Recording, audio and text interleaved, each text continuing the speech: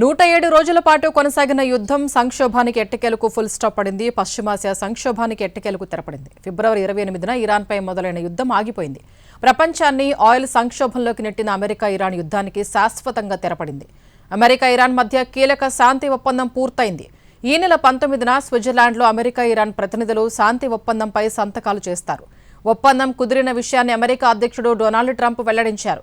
ట్రూత్లో చేసిన పోస్టులో కీలక అంశాలు వెల్లడించారు. ఎలాంటి టోల్ లేకుండానే హార్మూజ్ జలసంధిని తెరిచి నౌకలకు గ్రీన్ సిగ్నల్ ఇస్తున్నట్లు ట్రంప్ వెల్లడించారు.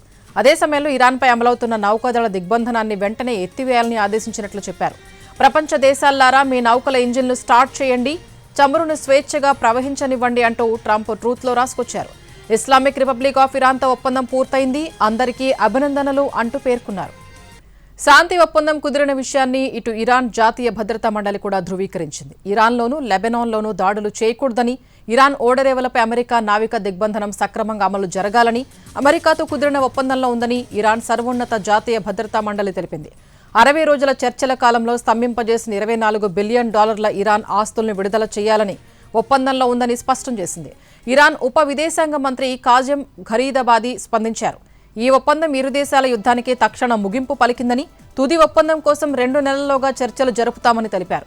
దాడులు పూర్తిగా నిలిపివేత అమలు, నౌకా దిగ్బంధనం పూర్తి స్థాయిలో ఎత్తివేత, స్తంభింపజేసిన ఆస్తులు విడుదల చేయటం అన్నీ సక్రమంగా అమలైతే తుది ఒప్పందం కోసం చర్చలు జరుగుతాయని ఘరీబాబాదీ స్పష్టం చేశారు. టర్కీలోని ఇరాన్ రాయబార కార్యాలయం ఎక్స్లో ఆసక్తికర పోస్ట్ పెట్టింది.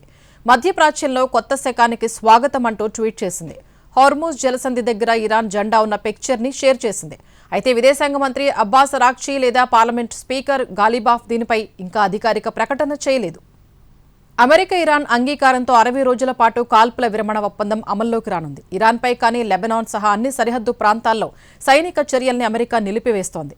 ఇరాన్ కూడా గల్ఫ్ దేశాల్లోని యుఎస్ స్థావరాలపై దాడులు చేయదు. అన్నింటికీ మించి ఇరాన్ ఓడరేవులపై అమెరికా విధించిన నౌకాదళ దిగ్బంధనం రద్దయిపోతోంది.